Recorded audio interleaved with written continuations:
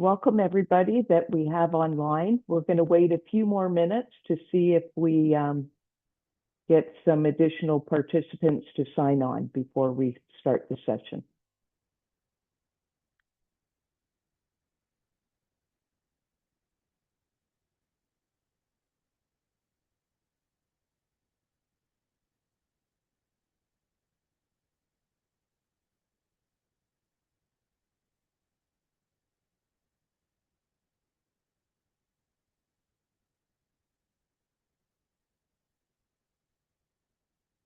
For those that are online, can we get a show of hands of how many participants are familiar with the new building code?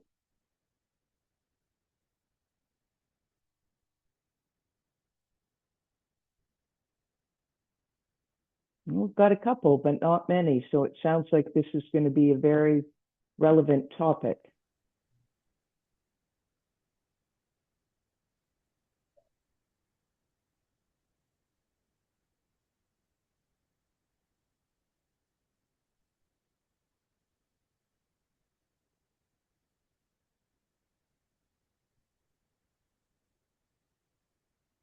I'll just wait a couple more minutes.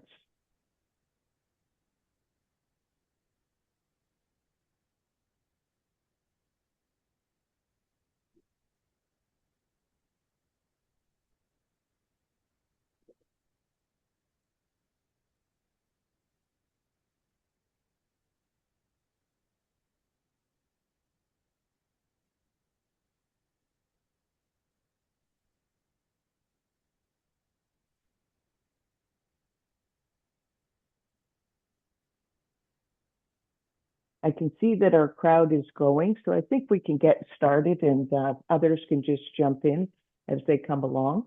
Welcome to our Toronto Construction Association webinar today.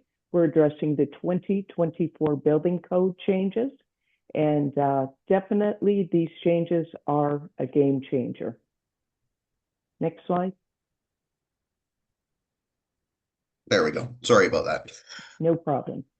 For our presenters, myself, Sandra Burnell, I'm an architect with Freebay and Associates, and we have Bruce Decker from Echo Management Inc. Bruce is a building science specialist who's a certified technologist in civil engineering and environmental. Bruce will be focusing on the radon, and I'll be giving an overview to the recent building code changes.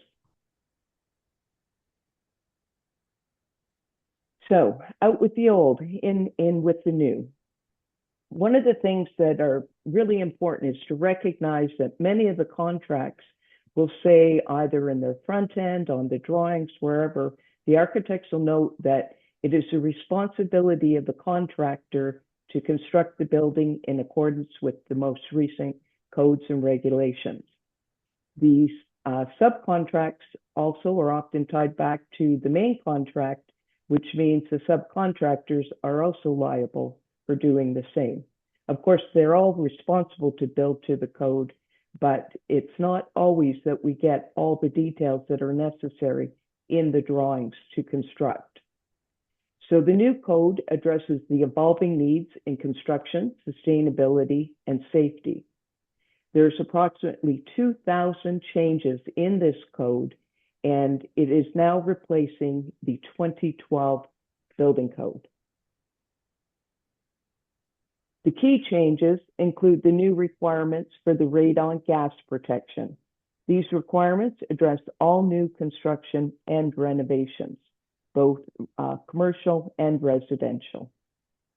Regarding the septic tank standards, there's now a requirement for the installation of a safety mesh underneath the typical green lids that indicate where your tanks are. And this one, of course, has been a requirement of an incident that had happened some years back. Regarding the energy efficient standards, we are now required to have a higher R value insulation. And the aim for these changes here is to reduce the energy consumption and greenhouse gases, as well as exceeding the previous requirements by approximately 13%. And this is done through advanced window technology and efficient heating systems. Now, some builders already are building to these higher standards, so it's important to understand what the requirements in the code actually are. We also have stricter requirements, accessibility requirements, where we have making the buildings more inclusive by improving the accessibility features and the washroom facilities.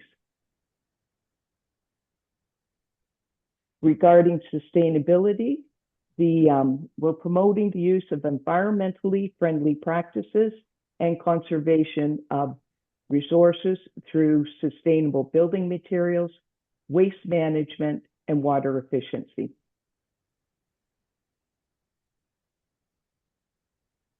Also, we have the key changes that are enhancing the fire safety measures and seismic design standards. The changes primarily are being introduced to harmonize with the national building codes and align the codes more closely across the provinces. They also remove technical differences.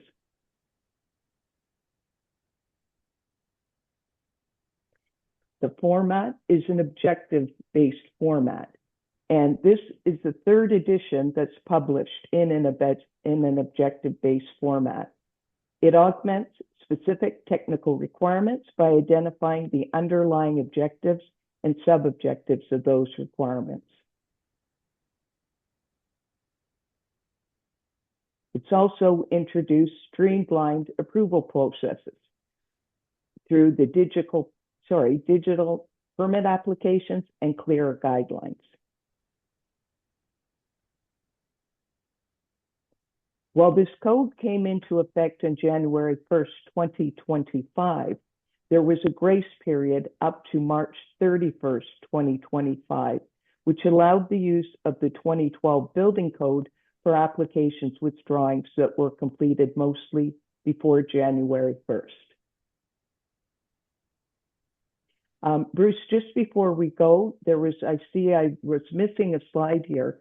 In order to keep up to date, when we put this on YouTube, we'll have 2 additional slides, and these slides will identify resources. These resources are the various links to the various building code sites that will give you details of the changes. And there will also be links to the Ontario Architects Association practice advisories, where they include building code matrices associated with the new building code. At this point, Bruce, I pass it on to you. Thank you, Sandra, for having me. And everyone, welcome. Thank you for attending. There is a fair bit to get through. It's fairly slide heavy, I won't lie, but I'm not going to get into nauseating detail about specific codes or specific code details. However, I know every site is a little different and every builder's challenge is a little different. So my contact information is in the slide, and feel free to contact me later, and we can work through any of your specific challenges. And of course, I'm available to consult should it need be. So radon gas. Also, sorry, Bruce, before you start, if Yes, sir. anyone should have any questions, you can add them to the question and answer, and we'll address them at the end of the session. Okay, awesome. All right. So radon, you probably heard it's sort of one of the silent killers. One of the best things to compare it to is carbon monoxide, because we're all familiar with carbon monoxide requirements in buildings. Radon kills, 85 times more people in Canada annually than carbon monoxide does, 3,200 people annually versus 38. Uh, Not to take away from the tragedy of carbon monoxide, if you get elevated carbon monoxide in a home, it's tragic. You kill a family of 4. But radon has the same tragedy. It just spreads it out over a lifetime, and if it goes unchecked, it potentially kills every other occupant of that building over time for its entirety. So it has a much larger impact. So what is radiation? It's radioactive. Radon is radiation. It's radioactive gas, and it causes lung cancer. Period. Full story. and stop. It's the leading cause of lung cancer in non-smokers. It's everywhere all the time. It's in all buildings. The question is how much. You can't see, smell, or taste it, which is problematic. And testing is the only way to know if you have it. Okay. And if you do have elevated radon in a building, it needs to be controlled to reduce cancer risk. So this is a visualization of radon, and I'm just going to help because this helps people. This is a cloud chamber, and basically every streak you see there is a radioactive decay. So a radon molecule breaking down into something else. So this is approximately 200 becquerels, which is the acceptable level in Canada, of air, radon contaminated air being injected into this cloud chamber. So every tick you see there, or every streak, is a tick on a Geiger counter, right? So you would inhale that gas, and this would be occurring inside your lungs. So it's an internal dose of radiation, which is far different and far more dangerous than an external dose. So this helps visualize what we're dealing with. So again, it causes cancer. So a term for that is carcinogenic. Anything that causes cancer is carcinogenic, and this is a gas, so it becomes mobile. And radon comes from the decay of uranium, and uranium's everywhere in the Earth's crust, has been since the creation of the Earth, and it's not going anywhere for the next 45 billion years. So it's gonna be there. But it's strange because as the uranium decays, it goes from a solid, then to a gas, which is radon, then it becomes mobile, and then that's how it can get into the building. And then it decays back into a solid. But after potentially we've inhaled it, and it stays radioactive for quite some time. And again, it's everywhere all the time, and it can accumulate in buildings. One of the terminology here quite often is, accumulates in poorly ventilated spaces. That's not necessarily true. Radon can accumulate in well-ventilated spaces as well, so don't get caught with that. So where is it? Everybody wants to see a map, so here's a map. This is a map of radon potential in Ontario. There's one available for Canada as well. And this is based on geography. So areas where there's soils that have high concentrations of uranium or radium in them. So again, this is just a map. It's split up into three zones: high, elevated, and guarded. And guarded, for lack of a better term, is a low potential. It's been switched to guarded because in the US they use the term low, and people would say, oh, I don't have to test because my building's right here in this low area. That's not the case. I've been testing radon nationwide for the past 8 years, and some of the highest buildings I've found are ones in areas that are geologically low for radon. So it's just one factor. So don't fall into that trap. 1 in 8 homes in Ontario exceed the radon action level of 200 becquerels per cubic meter. Don't worry, I'll get into that definition a little later. And if you're dealing with commercial buildings, you're looking at closer to 3.6 or 4%. And that's based on federal buildings, commercial buildings that were tested. But I also see those averages in the commercial buildings I've tested. What's important to note is 80% of the most densely populated areas in Canada fall within areas that are high for radiation. So Ontario, most of our exposure is here in southwestern Ontario, just because that's where the bulk of the occupants live, right? Now, another thing to remember in the map here as well as the Health Canada study that talks about the prevalence of radon. They both clearly say that you cannot use the map and you cannot use any study to determine not to test or not to build radon resistant. So don't fall in that trap. Don't say radon's not a problem here. According to the map, I don't have to do anything. That will get you into trouble.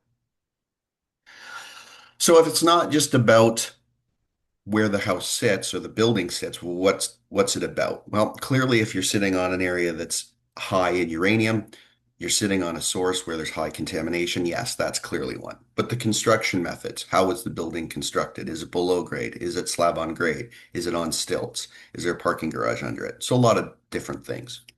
the materials that were used. Is it concrete? Is it wood? Wood foundation, concrete foundation, those types of things. Quality of construction is a big one. Of course, everybody here is a good builder, but we all know that not everyone is. Depth of the foundation, ventilation, whether you've got a heat recovery unit, so if you're forced air ventilation or you're just passive ventilation, occupant activity, wind forces, renovations, the list goes on and on. So this is why you have to test to find out what's in the building because radon's everywhere. It will get into the building, and there's so many factors that affect how it gets in. You don't know without testing. You can't predict, and you can't predict the radon concentration inside the building prior to construction by testing soils. So if that was your plan, kick that out the window because you still have to meet the code requirements. State of Florida spent $150 million trying to get a correlation between what's in the soil to what's going to wind up in the building, and they found out that it didn't do anything. They couldn't come up with anything accurate, and that the cost of doing that testing was more than implementing the radon controls. So what pulls radon into the house? It's stack effect, just like or just like smoke rises up through a chimney on its own. Warm buoyant air rises up through your building, um, exfiltrates through the upper portions of the building and places the lower portion of the building under slight negative pressure, causing infiltration of the soil gas. So your building's basically a vacuum and it's just hoovering on the soil. Now, for any mechanical engineering people or mechanical people these pressure differentials from the soil to the inside of the building, all you need is a few thousandths of an inch of water column for that radon to enter the building. So it's not a lot. It's typical design pressures that would be considered negligible from a mechanical perspective and wouldn't be designed against. You can get it from groundwater, but that's typically only an issue for buildings on municipal or on individual wells. The picture to the right here is smoke that was injected underneath the floor slab, and you can see it punching through the cold joint from the floor slab to the wall, which tends to be the weak point. It's never airtight, so it will find a way in. So as a builder, why should you care about radon? Well, it's in code and it has been for a very long time. That's one of the challenges I find with this. Everybody says, oh, radon's in code now. And it's been in code for a very long time. It's just changed a little bit. So you want to build and comply to code, as Sandra said, right? And remember, code is the crummiest we can build legally. We can always do better. Generally, it's not not cost advantageous to try and fix the radon after. If people are ever, curious whether it is in code or not, if you're a residential home builder, Terrian has covered radon in residential construction since at least 2013, right? And they cover it under major structural defect for post-construction after 7 years. So if you think that radon's not in code and it hasn't been in code, just ask yourself the question, has anyone ever known Terrian to cover something that's not explicitly in code? It's up to $15,000 per build. So that can be costly for a residential home builder if you're trying to fix that. It's far less expensive to deal with radon at the construction stage. And if the house or the building does test elevated, to fix it because you've roughed in the requirements to manage it than it is to do it after. Always, always less expensive. Okay. And of course, if you have to retrofit a building, other than it being expensive, it chews into your profit. If you budget how to build radon out in your construction in the beginning, that cost is passed on to the owner. If you don't, and you're the builder, you're responsible for it later, and that comes strictly out of your profits. Okay. It's time consuming, so you're dealing with upset customers. It's disruptive to the occupants, dissatisfaction with the owner, damages to your reputation and potential liability. So this does save you time and effort. Okay. So radon levels in Canada. There is a level, there is an action level, and it's called 200 becquerels per cubic meter. And what a becquerel is a nuclear disintegration per second, so a tick on a Geiger counter. So acceptable is 200 ticks on a Geiger counter per second in a cubic meter of air. Okay. The US EPA is 148 becquerels. World Health Organization recommends 100, so don't expect this number to go anywhere but down over the next few years. And since it's a cancer-causing agent, the ALARA principle, or as low as reasonably achievable, applies, which basically means if you can get it to background levels, get it to background levels. Testing for radon. I'm not going to get into a lot of details on testing for radon because that's not part of this presentation. The key thing is a building person that you need to know is radon does fluctuate very dramatically from day to day, hour to hour, or season to season.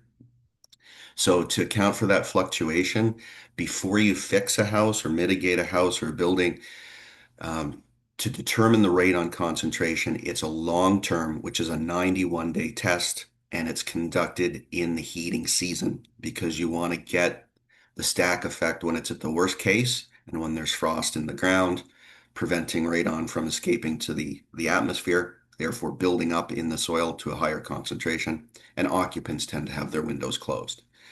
Short-term tests can do two things. They can either be accidentally high or bias high, causing people to panic and fix a building unnecessarily, or they can be bias low and nothing gets done and people continue to be overexposed. So it's to your advantage to do a long-term test. Okay. Just like any other industry, there are professionals in radon, and that's the Canadian National Radon Proficiency Program certifies those individuals. There are various certifications that can be obtained. If you are dealing with radon and you've never dealt with radon before, reach out to one of these professionals. You can find them on the CNRPP website. Just like any other licensed trade, they're worth their weight in gold, right? You don't want your plumber doing your electrical. You don't want your electrician doing your framing necessarily. Hire the right person. They can save you time and money. Okay. So now we know radon's everywhere. We can't get around it and we have to deal with it. What do we do? Okay. With the changes in code or the application in code, which I know which everybody's about, it's partially about attempting to build radon out to stop it from getting into the building, sealing it out for lack of a better term. But it's more about being able to readily turn that negative air pressure or that stack effect that's sucking the radon into the building into a positive. So you reverse that flow, basically lower the neutral pressure plane of the building to just below the floor slab, keeping the radon out or vastly reducing its ingress. And you can see that with the smoke test here, right? So that's really everything in code is intended to do. Code isn't necessarily intended to say if you build a code, you won't have any radon. It's if you build a code, you're going to reduce radon entry into the house. But if it is high, it's really easy to fix. Okay. And how do we fix it? Well, it's all about a sub-slab depressurization system or active depressurization. And basically what it is you want a way to collect the soil gas from underneath the floor slab or decrease the pressure difference underneath the floor slab. So you want to make sure that instead of the airflow going from the soil into the house, that you pull a little bit of conditioned air from the basement down through the slab into the soil. And that's what this process does. So in the left, if you can see my cursor here, this is a basic system and residential. You core hole through the floor. You dig out a little pit of soil to form a negative pressure plenum. You put in piping that's sealed gas tight. You run it to the exterior. You put an inline gas tight radon fan in, and you put a little bit of negative pressure under the slab. That's it. Very simple. This is my house. It tested 270 becquerels, and it was one of the very first Terrian warranty claims for radon. We put in one of these systems in 6 hours post-construction, and it dropped my levels to 10. Underneath the slab, I was about 9,000 becquerels per cubic meter. So huge difference in the process. And this is a simple system. Imagine if this was done in a house where the basements were finished and you couldn't go out through the side for townhomes, for example. There was nowhere to vent out the front or the back, and you had to go through all the finished spaces. You take a 6-hour job and you turn it into several weeks. This is a study done by Take Action on Radon, and it shows how effective the decrease of radon levels is using this subslab depressurization system. So if you do it right, you rough this system in. So if you get a call from a building owner, hey, my radon level's high, then you basically just go and install a fan. It's that simple, right? But you can see the red marks are the original concentrations of radon in cases over 1,000 becquerels. And the blue lines are the post mitigation or the post fix. And you can see how dramatic the decrease is. Very, very simple. And it reduces the concentration of the radon at the source, so it never affects the people. So the overall principles are we want to try and seal out radon as best as we can, minimize the amount of soil gas infiltration into the building. Makes sense. Trying to seal it out completely and being the only means to stop the radon coming into the building isn't going to work. So if you're thinking, oh, I'm going to seal it out, I don't have any problem, I don't need any of this piping or this ventilation, again, a mistake. Sealing has been shown time and time and time again to not be effective on its own. Um, so just because there's too many defects in the construction process to manage that, it's going to happen. We put in barriers underneath the slab to deal with any cracks that might occur in the concrete. At least you have some type of soil gas barrier stopping it from the radon from migrating through into the cracks. It's not so much an issue of permeance and radon, you know, diffusing through porous concrete. It's not that. It's it's purely um, mass transport, so soil gas leakage, very similar to moisture moving through building envelope. Permeance is secondary, right? And diffusion is secondary. The big thing is if you have a hole in your air barrier, all that humid air dumping in. So same concept. So if you understand that, apply that to radon, it works the same way. So we want to try and decouple the living or the basement from the rest of the occupied space, and we can do that with sealing and pressure breaks and full height rough-ins. Um, Active soil depression, which we've talked about, so you're ready to do it. You can use ventilation as a means to dilute radon. I don't recommend you use it as your primary means because if you get the math wrong, you have to double your ventilation rate to decrease your radon by half.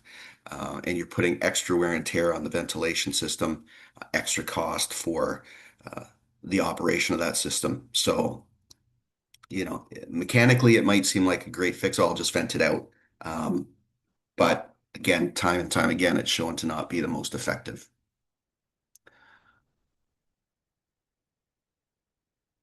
So these are the basic components of a good radon control system. You want to seal the foundation penetrations and cracks through the floors and walls, basically anywhere there's ground contact.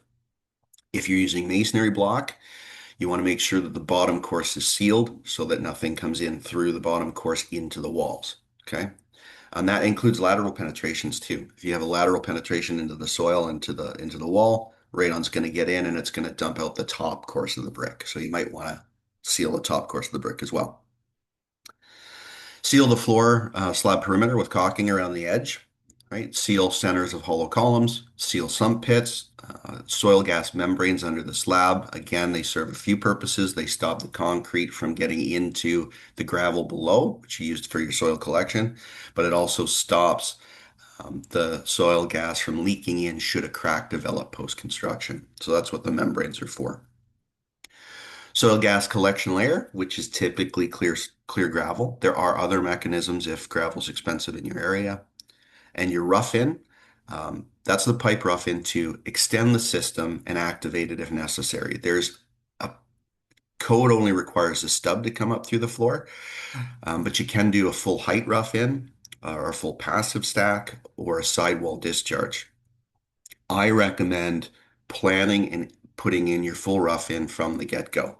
Okay, and we'll explain a lot of the challenges later with that. But usually what happens is if you don't plan your route during the construction and you don't rough in the piping, you get to a radon problem. And then where do you run your pipe? Because where you put it, nobody thought, how am I going to get this out? And then you run into challenges. Prime example was a contractor, a very good contractor I know, built a bunch of townhouses close to my house. They were over in radon, and the rough in was in the mechanical room in the center of every single townhome. So they had to go through the second floors and punch it out through the roof. If they had have run a pipe in, just like you would a sewer gas stink pipe, as you run it through the house during construction, you're already there. You saved yourself all the hassle. Okay. Labeling the system is good. You don't want somebody to confuse the rough-in for a toilet. Don't laugh, it's happened. Somebody's put you know, connected a toilet to their soil gas rough-in, and when it stopped flushing in a couple weeks, that you can imagine the awful situation that had to be dealt with. Then test for the radon and activate the system if it's required. Um, You may also wish to look at exterior foundation sealants around the perimeter of the foundation to stop lateral migration.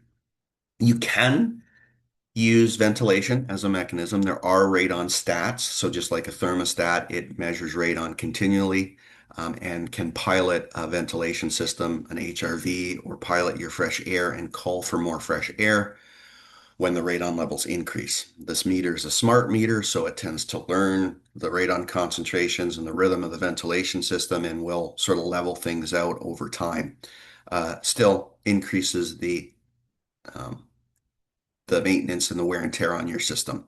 Still puts the radon in contact, excuse me, with the building occupants. And its trigger point is usually 150 becquerels, so you're not necessarily getting it down as low as possible. So an option. Okay. All right. Timing seems to be good. Building code. All right. So it's been a national, radon control has been a national code for a long time. It's been in Ontario building code for a long time. So much so that if you're in any of these regions, City of Guelph, Thunder Bay, Central Elgin, Kingston, they had implemented their own system about 13 years ago. I helped Guelph develop their system, so these drawings may be familiar, but they realized it was in code. They picked out all the challenges in code and presented the three options as per code to the builders to say, if you're building, you need to manage radon. Here are your three options to meet code. Pick one. A lot of them were sealing radon out. And the other option was to go to an active system at the beginning, which most builders did because they realized they didn't want the ongoing liability or challenges. If you've been in building for a while, you might have heard that designated areas with radon and supplemental building standard SB9 for managing radon in the designated areas, Faraday, Hayman, and Elliott Lake. Somehow this interpretation got turned into, oh, that's the only place radon is in the province, which was not true. They were primarily listed as requiring radon specifically in their residential because a lot of these places were mining communities and the miners needed to be not exposed or get a respite from radiation exposure and radon exposure because they went underground into mines when they were away from work. So here's a list. This presentation is being recorded. So this is a list in Ontario Building Code of all the clauses where radon is listed or it applies. So you can have this. I'll leave it up for a second if you want to get a screenshot to go in and look at them. But these are all the sections that apply to radon, both commercially and residentially. Okay.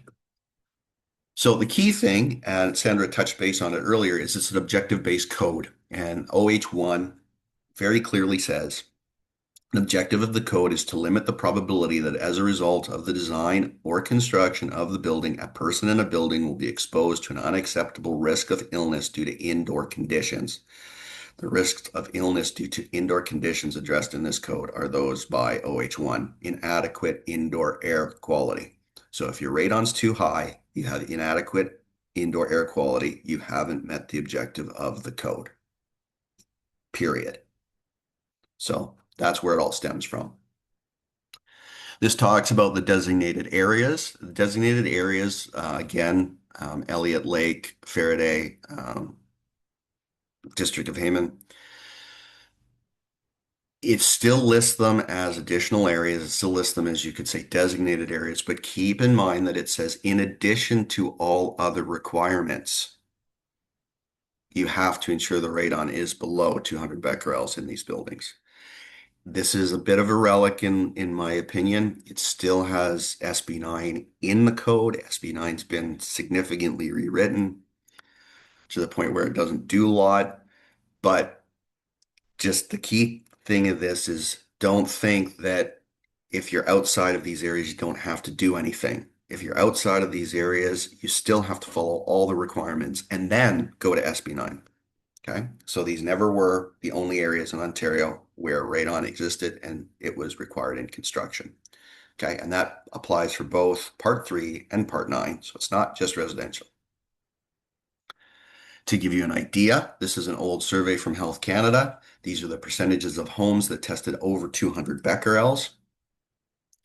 Here are those 3 designated areas, and you can see lots of other regions tested far higher than them. So if you're using that as a benchmark, a lot of places got missed. Okay. So there is an exception for new code, which is clear. If the building is not occupied, you don't have to build radon resistant. It's that simple. And it's the definition of occupancy if it's occupied by a person for less than 4 hours a day. Okay, so that's one person, 4 hours a day. That's not 2 people coming in for 3 hours. That's not the same. Okay. It does suggest that you consider ventilation in the future. So this would be great for, you know, a water pump house or one of those telecommunication buildings that you see that house, you know, the telecommunication hubs where nobody's in the building. They just, you know, it just houses telecom stuff. So something like that, that would make sense. Okay. So how does code apply? And I realize there's commercial people involved in this meeting, primarily more so than residential. So I'm going to cover both, but I'm going to focus more on commercial. So if it's residential, it's pretty clear. Part 9 is prescriptive. You depressurize rough-in, a depressurization rough-in in all builds. Straight up simple. If it's industrial or commercial and you're doing the construction, it refers to US EPA document for in section 6211 in good engineering practice, and that's this radon prevention and design and construction in schools and other large buildings. So that applies. And that basically talks about all the mechanisms I've talked about, the sealing, the piping, the rough-ins, all that stuff into the process. I'm not going to go into the details because it's, again, lengthy. And also, if you're a mechanical engineer, ASHRAE 62.1 applies, and it's about acceptable indoor air quality. So there's 2 clauses that you need to deal with, or 2 sections that you need to deal with regarding radon in commercial builds.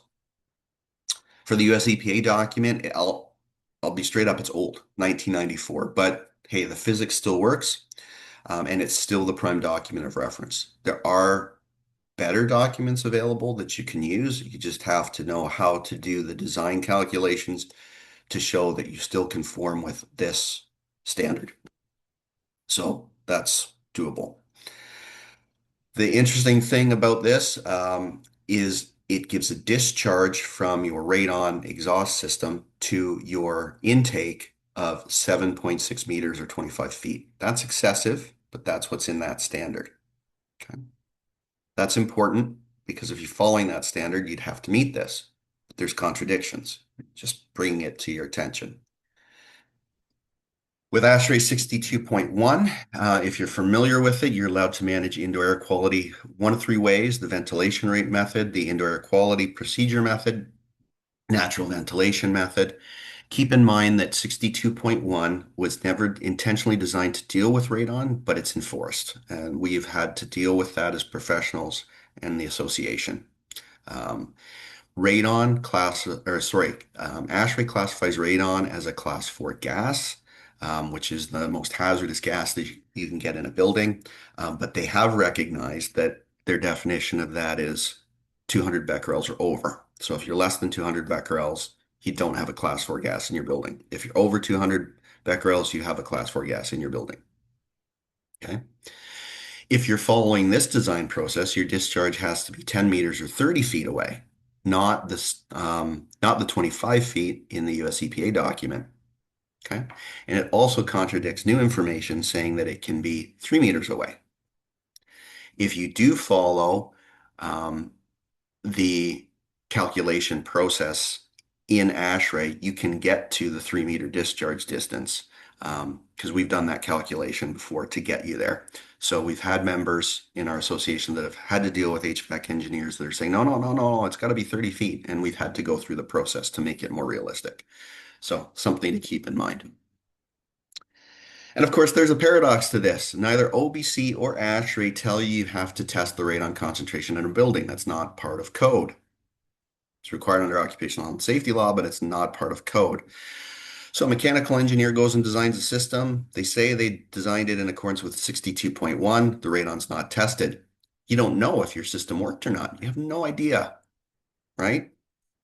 So the radon's high.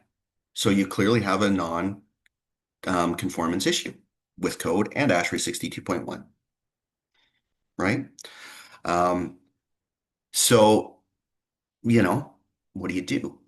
Um, Importantly, class 4 gases, in accordance to ASHRAE, the exhaust ducts that carry them have to be negatively pressurized. And again, you can't recirculate class 4 air to any space in the building. So here's a question. Any commercial building that's designed to 62.1 that has high radon in it, over 200 becquerels, of which there are many because I've tested them, clearly doesn't conform to ASHRAE 62.1. So there's another code non-conformance. So we fixed them. There, we can get there, but what liabilities that put on the designer? You're recirculating a radioactive gas throughout a building, right? So parts of code, clearly they talk about the whole design aspects, and I'm gonna skip through a lot of these code references because you can go and read them, and they're highlighted here for it. But it's about minimizing the ingress of airborne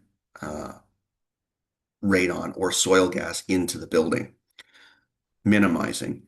There's some building officials and builders that are having some challenges because they figure that this means eliminate. It's not, it's minimize. So keep that in mind, minimize. Okay. Also remember that the term radon and the term soil gas are used both in code, but they mean the same thing. So if you're going through code, don't just, do the search for radon. Look for soil gas because they're the same. Okay. Make sure that you treat them equally. Okay. So this applies to all floors and walls or roofs that are in contact with the ground. Anywhere that's contact with ground, clearly radon can get through. So it applies to all of them, not just floors. It applies to walls as well. Okay. So an underground parking garage has definitely a potential for ingress. Crawl space means for ingress. Um, a, a subfloor room um, might be below grade against the wall, but not touch the ground. The floor might not touch the ground, so the wall can touch the ground. That needs to be controlled. Okay. And again, it talks about um, section. This is an important part here because if you're residential and you read 913.4.1, in areas of the province where radon gas are known to be a problem, you have to follow Article 9117, which is basically go to SB9 because it talks about the designated areas. Don't like this language. This causes problems. putting this in here is kind of like saying, in areas of the province where rain is known to be a problem, you know, build an airtight roof and a watertight roof in accordance with. Silly, right? If you go to new code, it does have these uh, from National Building Code, these rough-ins or these examples of rough-ins. So this would be the soil gas rough-in you would have to do for a residential application. This wouldn't apply to industrial. Industrial would look a little different, but the concept is the same. So you've got your gravel, which is your soil gas collection layer. You've got your pipe roughed in, ready to go. You've got a soil gas barrier, usually polyethylene sheeting, just flop down underneath, and a sealed cap. It's important to seal the cap. Couple other options, or you can put it on the edge of the building and run your intake towards the center of the building. Okay, that all applies. So that's generally what it looks like. One thing I really want to point out is this detail of the poly finishing above the slab. If I can get anything through to you, don't do this ever. I don't know why it's in here. It's terrible. All it does is you wind up with all this crinkled mass between the slab and the wall, and you've got all these tiny little channels where radon leaks in. And builders try and caulk it, and this is what it looks like. Doesn't work. Leave the slab, leave the poly underneath the slab, batten it to the floor, or to the footing, and caulk it. It's a much better solution. Here's the details of the rough in for 913 if you want to read it. Again, it's recorded presentation, so I won't go into it. And you've seen the the drawing. Key thing is it's an airtight cap. Okay, you have to solvent weld it down. Crawl spaces also have some requirements. There's differences between heated and unconditioned crawl spaces. Keep in mind that an unconditioned crawl space doesn't need radon protection, but if it's below a conditioned space, then you have to stop the radon from coming from the crawl space into the conditioned space. Okay, so crawl space underneath occupied space is a huge radon cavity if you haven't managed to seal it out. Okay. Overall principle is the continuity air barrier system has to be extended throughout the basement, right? So that's an underlying principle. One of the key challenges is if you try to use something like leak by, you got challenges that way. If you're looking for some help, CGSB has come out with this standard. Well, it's been out for a while, but it's been revised, 14911. The scope of this changed. It used to be for low-rise residential buildings, but it's expanded to all of them. It covers the same basic principles. It has a few other things, such as the soil gas barrier isn't 6 mil poly under the floor, it's 10 mil as a minimum, but all the general principles are still there. Okay. This isn't referred to directly in code, but this is a great resource to go to help work through some of your challenges. And I'm not going to go into every detail because that's nauseating, right? And it's above and beyond. But basically, they have three rough-ins. They have a level one rough-in, which is just the stub coming out the floor, solvent welded pipe, and all the other precautions we've talked about. It can take it a step further where you exhaust it out the side. But again, this pipe has to be sealed unless you've put a fan on it. If this is just a rough into the perimeter, you got to seal this because if you don't, you can get wind blowing in, pressurize under the slab, and dump right on into the house. So you got to seal that. At least with this, the path is figured out already. There's a bunch of really great details in this CGSB standard that you can use that help you understand how to do your rough-in or how to make a more effective rough-in. So you can utilize those to your benefit. Okay. This is an example showing one. If you have multiple footprints in the building that are separated by a grade beam underneath, so these would be the foundation gravel pack footprints underneath the floor slab, and you want to pressurize those, well, clearly you have to connect them somehow. That's what this illustrates, and the various standards talk about ways to do that. For people who are doing construction, typically one suction point can cover about 3,000 square feet. Okay. Into the industrial complexes, if you follow it right, this can get upwards of 10,000. But for most applications and most builders doing this on their own, you're looking at one suction point will cover about 3,000 square feet of floor area.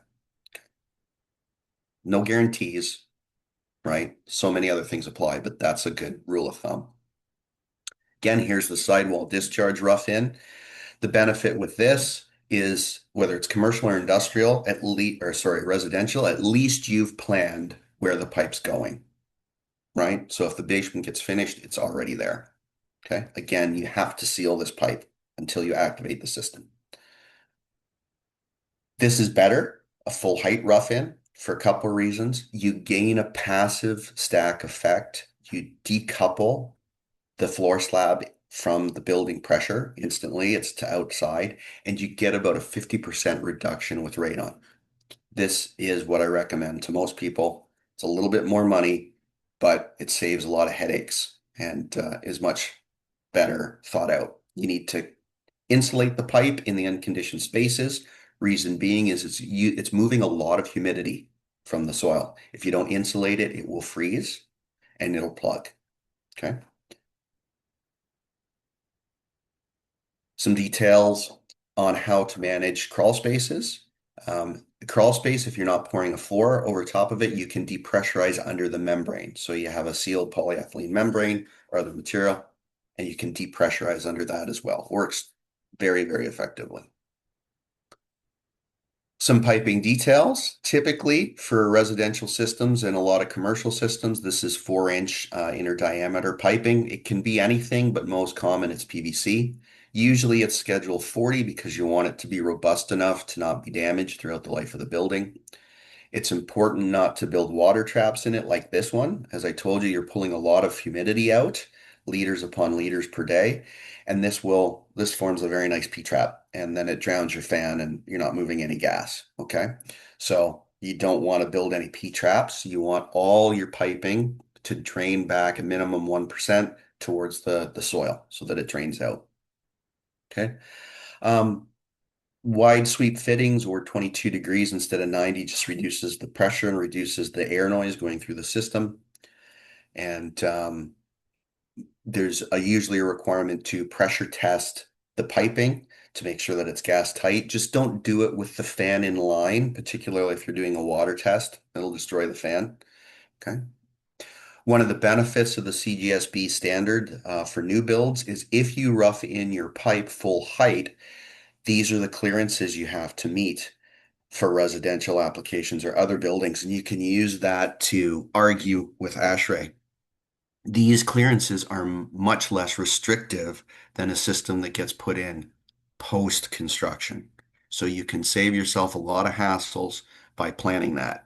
If you have to go to an active system, you go to the other CGSB standard, and you can see that the clearance requirements are far more stringent, making it harder for you to find a discharge point, more costly, more disruptive to find a discharge point. And this is where things usually go horribly wrong for builders and it costs them 10 times what it should. Labeling a system tells you where to label it. You can purchase radon labels from CNRPP, so there's no question, right, of what it is. Sometimes we see people just write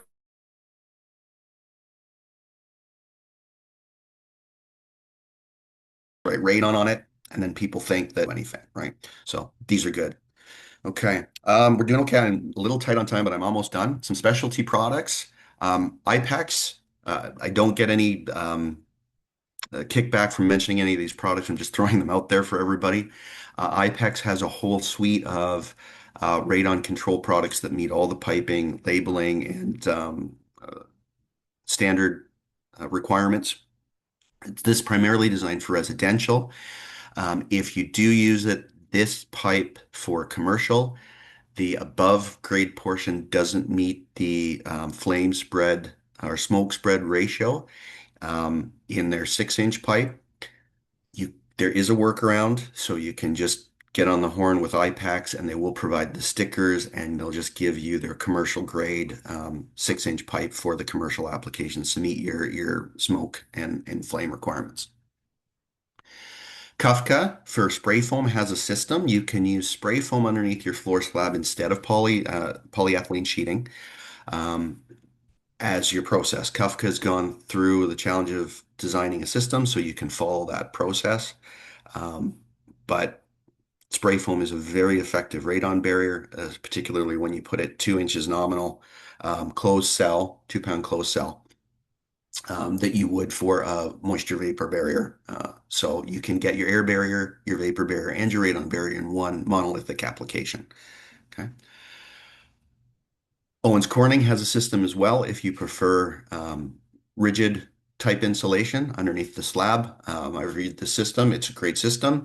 It works well. Again, the only challenge you have with this system is defects in construction or quality of implementation. So that is another option for you if you prefer this method.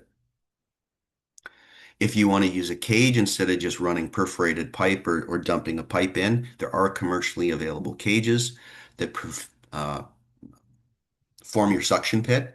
One of these does wonders for um, making sure that you get good connection.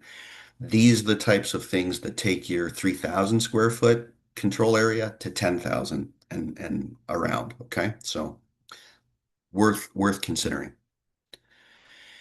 If clearstone and gravel is not a common thing in your area, you can use other methods. If you're going on a high pack native soil, you can get something like Radon Guard and Radon Block, which is a foam insulation, which has dimples that become your soil gas collection layer, and they are, have the rough in preset in, and you can go from there. So that's another option for you as well.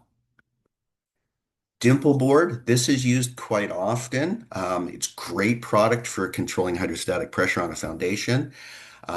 Whether you call it damp proofing or not, whether it meets the requirements of damp proofing or not, remember that it won't do a thing to stop radon ingress because it's not sealed to the foundation. Okay, so if there's a crack in the foundation, it'll stop water from getting through, but it won't do a thing to stop soil gas. So keep that in mind. If you're getting into a situation where that's a problem, you're looking at applying some type of system on the exterior. This is just a picture of Trim Proof 260 being co-sprayed with calcium chloride. So it doesn't go on just like the asphalt driveway sealer. This can build up to several millimeters thick, actually inches thick if you want.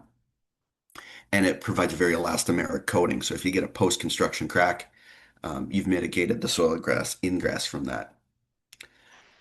If you're not draining to storm sewer or municipal sewer where you've got a P trap, a water trap, and you're draining just to soil for whatever reason, you can get gas tight traps, which would be a requirement for code because you need that to maintain the continuity of the air barrier and stop the soil gas or minimize the ingress of soil gas. Lots of commercial grade available things for those types of drains. Some of the mistakes we've seen is not putting down gravel, clearstone, just putting down pit run, and it's full of fines, and you don't get any air movement. So your rough in becomes useless, and you're punching multiple holes in the floor to get the communication you need to suck the radon out. Poor piping or fan placement. You can't put a fan in here, right? Because it's right up against the wall. And remember that a 4-inch pipe is a 5-inch OD pipe and it doesn't fit in a 2x4 wall. Okay, so if you got to extend through the floor, remember the regular 2x4 wall cavity won't work anymore. Okay. Um, Plumbing penetrations. This is one that the plumbing inspector passed. Right? There's a big hole here with the tub. Here's the radon extraction system. You're going to depressurize that and it's going to short circuit, right? But this was a pass from the building inspector, so I had to go in and fix that. So, plumbers that might be listening, you have to maintain the continuity of the air barrier. If you punch a hole, you've got to fill it. Okay. Leak by, I get this a lot. People are worried about water condensation coming down the foundation wall and leaking in, causing mold problems. Done a lot of mold work. I understand. I get it. Um, so some people don't want to give up the leak by. Leak by itself does not meet the continuity of the air barrier. It does not minimize the ingress of soil gas. So you can't use it by itself. You need to change your detail. Some people decide that they want to put Tyvek up the wall and seal the Tyvek to the wall. Well, that's all well and good. Tyvek's an air barrier, right? Or spun-bond polyolefin if you don't want to use brand names. But remember, it's vapor permeable. So it has holes in it small enough or large enough to allow a water molecule to go through. Radon atom, sorry, is smaller than a water molecule. Tyvek will do nothing to stop radon ingress. So you've got an air barrier there, but now you have a diffusive radon problem. Okay. So keep that in mind. Other problems we've seen, just poor consolidation of concrete, huge gaps, poor workmanship. Somebody sealed this entry. Oh, I've sealed it. I put caulking and they just didn't get around to the other side. So those are all the things that have problems. And poor or wrong discharges. These discharges are all wrong. You're not supposed to put a bend on it at all, right? This wasn't thought out. This one over here wasn't thought out. And so they have this ugly pipe sticking out the side of the building um, so that it's far enough away from your HRV intake. Thinking about this before you do it saves you tremendous headaches. So in summary, and I'm sorry I'm right on time, so questions will be a little later. I apologize. Radons in every part of the country. Radon-resistant construction is a requirement in code everywhere in the country, and particularly in the province. Builders carry the liability for it, so do designers. It's covered under Tarion for home warranty up to 7 years. So that's profit out of builder's pocket if you don't do this in advance and pass the cost on to the owner. And experienced professionals can help you reduce your cost, avoid costly rework, help you with compliance, and reduce your liability. Can't tell you how much rework I've seen by builders that try and tackle this themselves, where if they had a called a radon mitigator, they would have had the problem, taken care of in a day. Okay. I'll leave this screen up for a second so you can take a quick screenshot if you want to contact me. And then I'll pass it over to Sandra and she Yes, can. we have a couple of questions. The presentation will be available. It's going to be posted on the TCA YouTube channel. And as I mentioned earlier, resources associated with the building code updates will be available with links, as well as links to the Ontario Architects Association Building Code Matrix. Now, Bruce, we had a couple of questions here Sure. specifically about your presentation. The first one, what part of the OHSA requires radon testing? Occupational Health and Safety Act, yeah. If it's a federally regulated building, which goes beyond just government agencies, it's clearly spelled out in Part 10 that no one can be exposed to more than 200 becquerels. So that's in there. If it's provincially regulated under Occupational Health and Safety, it falls under due diligence clause or the general duty clause. The Canadian Environmental Law Association has written a whole brief on all the laws associated with radon. And although occupational health and safety law provincially doesn't say thou shalt test for radon, there's nothing in it that excludes it, and it's the clauses are certainly large enough and broad enough to intend radon is required. Ministry of Labor has also indicated that it is an issue and that it should be addressed. So that's the application as well. Good example of that is mold isn't explicitly covered in occupational health and safety. It doesn't say thou shalt test for mold, but it's recognized it's an issue. So all the same litigations and the same regulatory compliances to manage mold also apply to radon. So the mechanism of enforcement is the same. Well, what would prompt someone to test for radon?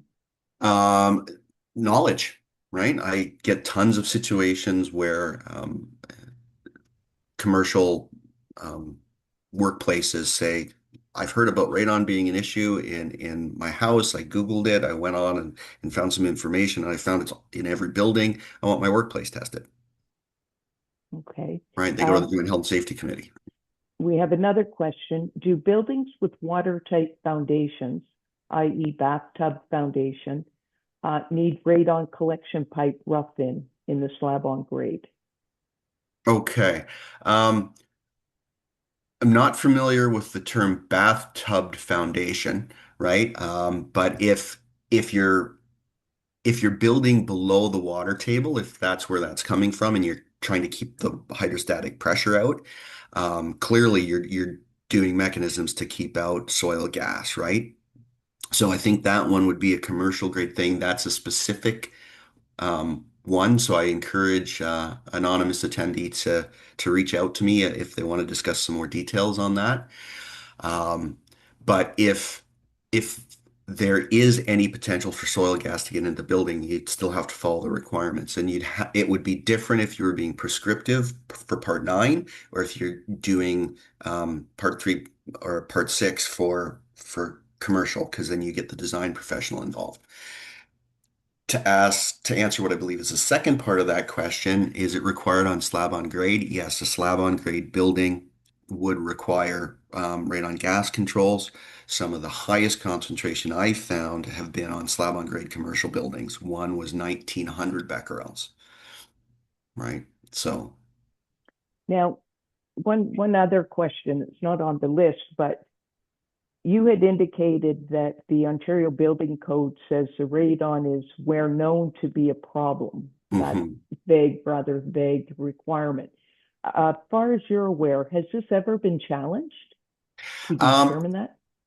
the the language comes from old code where they found or felt that radon was known to be a problem in the mining communities for whatever reason. So I think somebody just threw that language in there as a CYA for the code writers.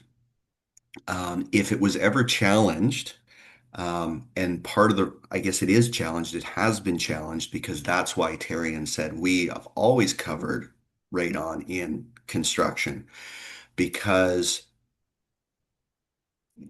you can't determine where radon is known to be a problem. There's no definitive framework on it. We know it's in every building, and we know that it can be high inside a building places where it's geologically not, right? So to try and say, oh, I don't have to do anything because radon's not known to be a problem here. A lot of people went into that when this first came out, and a lot of builders said, oh, radon's not a problem here. And they went and did testing in their region or their city and found that as they drilled down and did more testing in their city or their region, that the incidence of radon were higher than what was predicted by Health Canada.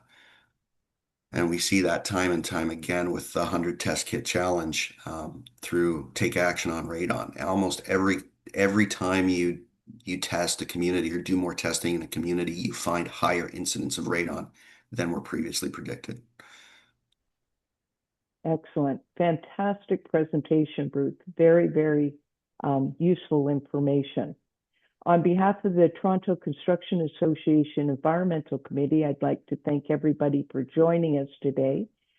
For anyone who would like to become a Green Ambassador or join the Environmental Committee, please do contact us. You can reach us through Vishan at the email address that's noted here. And please let us know what we can do for you. We're always looking for new topics for our webinars, and we'd like to make sure that we're putting up something that's very useful for you. Thank you.